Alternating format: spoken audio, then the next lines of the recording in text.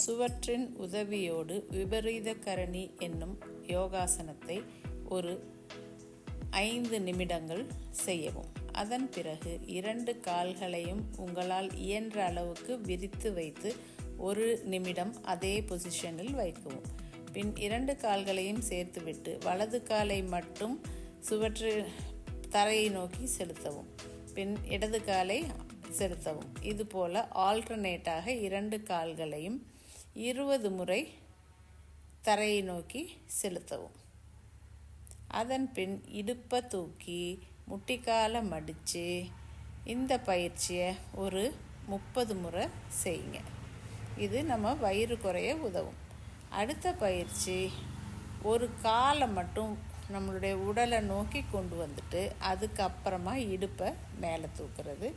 இப்போ இடது புற காலை வயிற்றை நோக்கி கொண்டு வந்துட்டு அதுக்கப்புறம் இடுப்பை மேலே தூக்குறது. அடுத்த பயிற்சி, கைகளை தலைக்கு பின்னாடி கொண்டு போயிட்டு அப்படியே மேல் உடம்பை உயர்த்தி கால்களை தொட முயற்சிக்கிறது. அடுத்த பயிற்சி, வலது காலை மடித்து இடது கால் முட்டி மேலே வச்சுட்டு அதுக்கப்புறம் இடுப்பை மேலும் கீழுமாக ஆட்டுவது.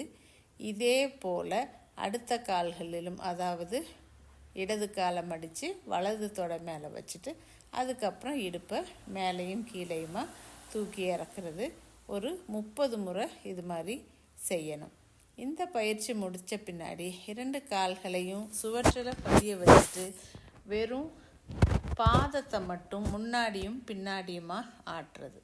ஒரு 20 முறை அது மாதிரி செய்யலாம்.